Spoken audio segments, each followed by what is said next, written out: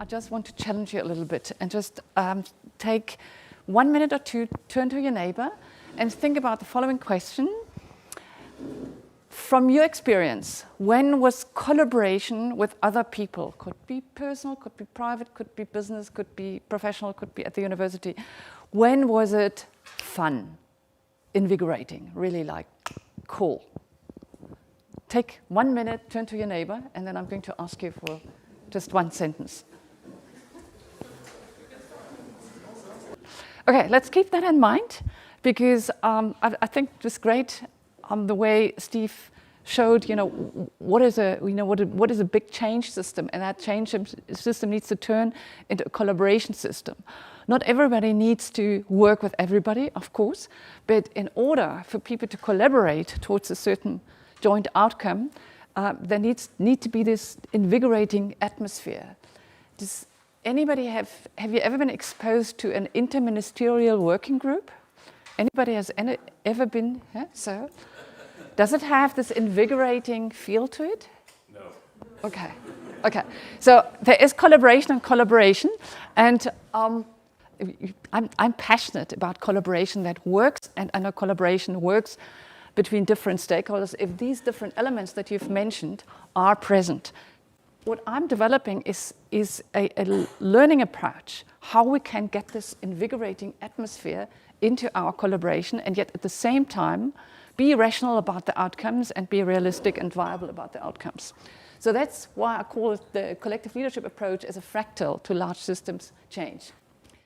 And I've been particularly, and some of us, but these are kind of particularly my references, involved in global or international, but sometimes also local, stakeholder collaboration initiatives that had certain topics. That could be water, that could be standards, that could be sustainable coffee, sustainable cocoa, sustainable textiles, etc. And I can promise you it wasn't easy, but it was also fun. So obviously, if you think about large systems change, that quote from Einstein is valid. So any sustainability challenges that we're dealing with, they are actually a result of a fragmented way of thinking. And what Steve suggests is also to say, can we take it one level up and kind of defragment the thinking so that we can defragment the action? In my experience, I've, let's say, seen that most of the complex challenges that we're dealing with, energy systems are one, sustainability standards are something else, sustainable forestry is something else, have certain features: complexity, interdependence, and urgency.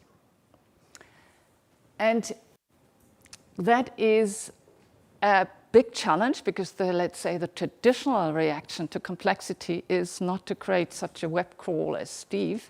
Steve is good at enduring complexity, but the traditional approach to complexity is please reduce complexity, coordinate, control, and put things into boxes, or kind of go towards some simplification. So in a way, we all have kind of increase our ability to suffer through, to suffer through complexity.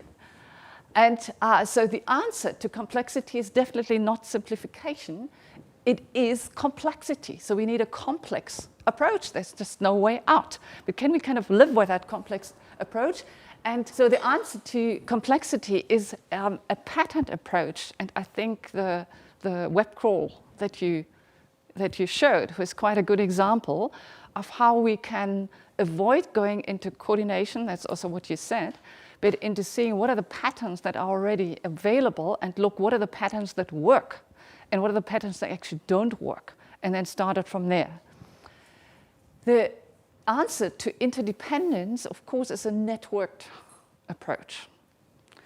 And that is also, I think, was quite visible in your presentation and in the work that Steve is doing.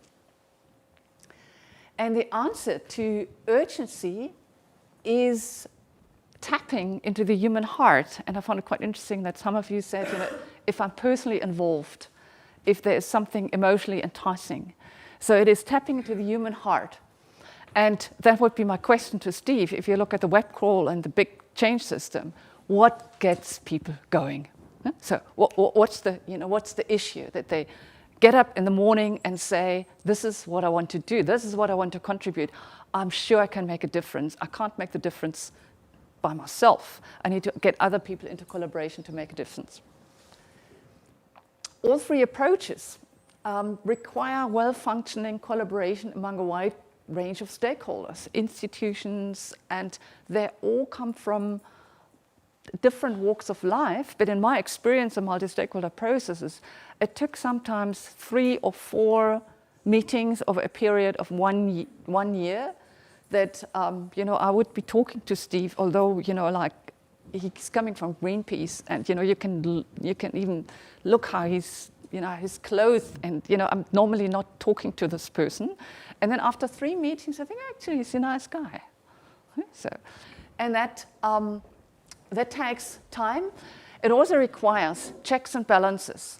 When we talk about collaboration, we not necessarily go very far with what is theoretically right, and that's why I mentioned the interministerial working group. There's lots of collaboration around. We do collaborate, but do we collaborate in a way that gets us going and gets us going faster to better solutions? And it needs to be built, in my view, on human competence, not on the deficits, but on what is already there. So it's also about discovering what we actually can do, what we already know, and build on that competence. This is what the collective leadership compass is about, and is a compass that is derived from about now 20 years of working in multi-stakeholder collaboration, and from identifying what we kind of in our traditional thinking would call success factors, that are factors, if they are present, then there is a higher likelihood that in the middle of that room is an invigorating energy and people start contributing. Sometimes that can be as little as people who had been fighting during a meeting because they have so absolutely different opinions on how to go forward, finally, towards the end of the meeting say, but I've got an idea, and I also know so-and-so, and they can also contribute, and you start feeling that shift in energy when people start collaborating. So why this is important, it isn't just kind of another workshop method or something that we need to learn to kind of be more harmonious, because multi-stakeholder collaboration is not about harmony. It is about kind of navigating differences into a progress that is in the end better for all, but there will be very, very different opinions of how to get there. In my view, it is extremely important that we see, if we think about change systems and we think about collaboration systems, that we redefine leadership into the capacity of a collective to actually work towards change and jointly work towards change. The collective leadership compass has 6 dimensions, and it is a diagnosis tool, it is a process methodology, and it focuses on invigorating and a kind of an invigorating effect on a group of people or a group of institutions, but institutions are made up of people, and there are always people involved. It is you can say a fractal of the competence that actually needs to happen in a collaboration system. Are you familiar with the term fractal? Yeah, more or less. A fractal, let me just kind of make it in a nutshell. A fractal is, self-similarity of systems? Probably you're familiar with that. So it means that if I create a good collaboration system between 5 people from 5 different organizations, it will have an effect of how the institutions will work with each other, and it will have an effect on how even other people who are not part of the 5 people will work together. So I can also say, if I want a large collaboration system like the change system you showed, if I want to help them work together in a different way, I can start with small fractals of better collaboration ecosystems in different places, and that will have an effect how the system will work together in the end. So I'd like to, there are derived from 20 years experience, but also from quite a bit of research in systems theory, complexity theory, quantum physics, living system theory, not forestry management, I must admit, but a lot of development cooperation and also leadership development, and cross-checked with the multi-stakeholder collaboration settings that I've been working in. It's clear that we need to attend to the joint presence of certain dimensions. And I'm just going to skip this. And we need to pay attention to the presence of all these 6 dimensions in order to get going. And this is just an example from one of our workshops where it is about developing from a fragmented, we call it a fragmented ecosystem where people do not collaborate, into a collaborative ecosystem. And it starts with who we are. The me stands for who are we to intervene into a certain system. It's about preparing for collaboration, formalizing collaboration, implementing and evaluating, and then scaling up. And in all these different phases, we need to attend to the 6 dimensions of the collective leadership compass. So it can be used for strengthening individual leadership competence, but also for a team, for an organization, for a collaboration system. But you could also look with the compass at a large systems change, like the electricity change system, or we are currently working in Tunisia in water development, etc. And it is about invigorating, bringing in that invigorating energy and a higher level of self-organization. Just quickly going through the different dimensions. It is the 6 dimensions are future possibilities, engagement, innovation, humanity, collective intelligence, and wholeness. And if I stay there, then each of the dimensions has 3 aspects, and the 3 aspects have 3 descriptions. So there's quite a bit of possibility also to locate myself, because what future possibilities means on my individual leadership may be something entirely different what it means if I talk about an energy change system. So, but it is still the same principles of future, you called it visioning, the future possibilities must come in. Future orientation can be an attitude, but it can also be a very, very clear procedural process to turn towards the future. Empowerment can also be an attitude, a personal attitude, but it also has a kind of the aspect of self-organization and democratic processes. And decisiveness is important as an element of focus, but also in large systems of monitoring. Engagement is something we talk about definitely when we talk about collaboration. It's about how to get people on board. There are systematic processes. We've developed one. I'm sure there are many others. They are also kind of known in the world. Connectivity is extremely important, because that was an interesting element that you mentioned. The moment people came together, and the fact that you created a space, you created a possibility for a connectivity that wasn't there before. And even if people had been searching the internet, probably they wouldn't have found each other. It is the extremely important success factor is collective action. I think that was mentioned here. If you get things done together, even if it's small, tiny things, then that gets people to collaborate further, because everybody wants to see results. We are, in a way, we thrive on achievement, even if it's small. But if the achievement is a joint achievement, it's just a much better feeling for most people.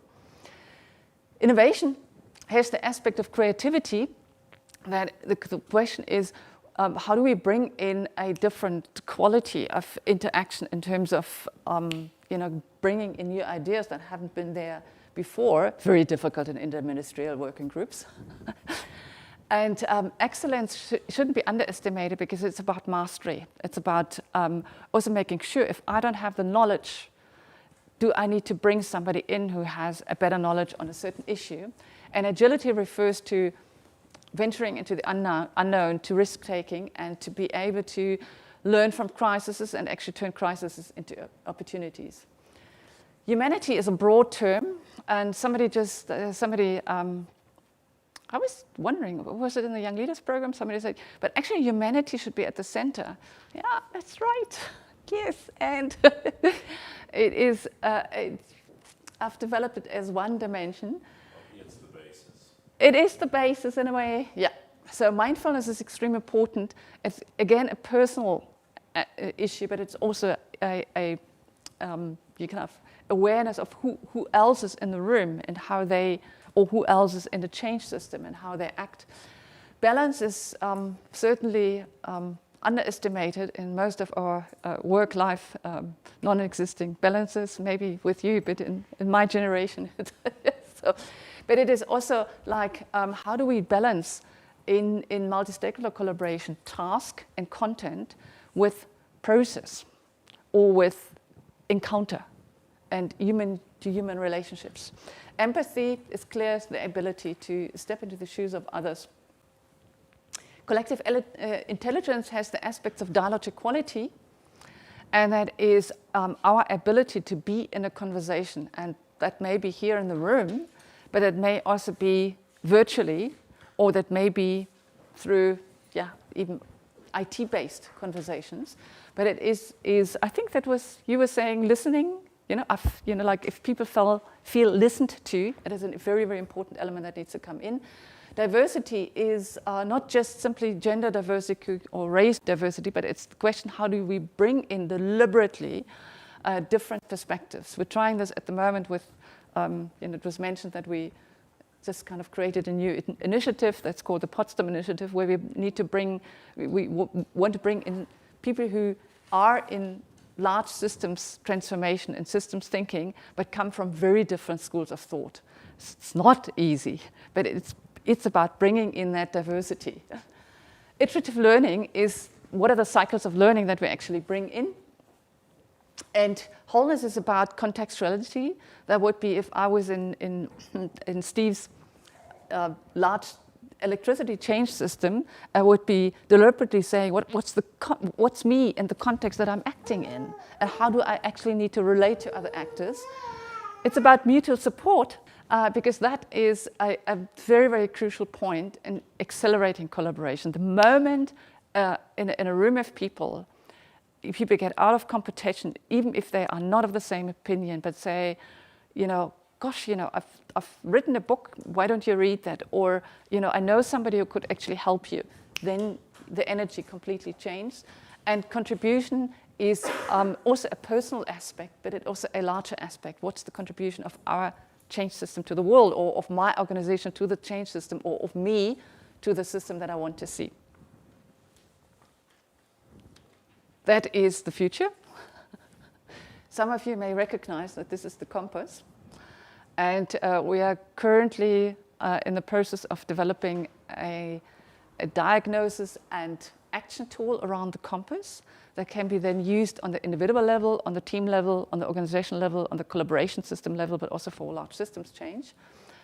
And I'm in a conversation with a few young IT architects in Berlin. So it is about developing apps so that you can also use that. Use kind of locate yourself in the compass and use it and create a community of people who would then say, okay, so what does mindfulness for you mean? And how did you go about process quality, etc. So that's the future. It's a framework that integrates all systemic levels of collaborative change. It's a patterned guiding structure. It's not prescriptive action. It's a pattern guiding structure that enhances self-organization. A tool that combines rational decision-making with intuitive sense-making. A dynamic model. If you start at future possibilities, it will have an effect on wholeness and humanity. And it is an appreciative approach because it always starts with what's already there, with the competences that are already there. Thank you.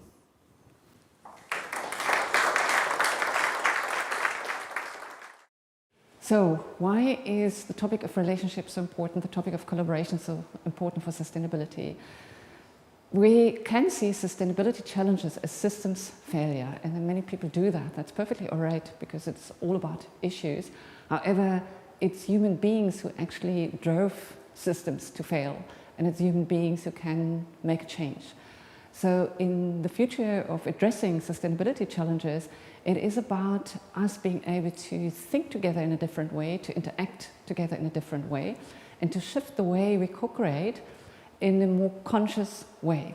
So that's why collaboration and relationship building and relationship management is not a side issue in sustainability and overcoming sustainability challenges, but it is at the core. Only if we become more aware of what we do, how we do it, how we interact, and how we actually can change the way we can make use of the human potential in thinking, in diversity, in knowledge diversity, in the way we act, etc. Only if we can make use of that potential, we actually have a chance to overcome sustainability challenges.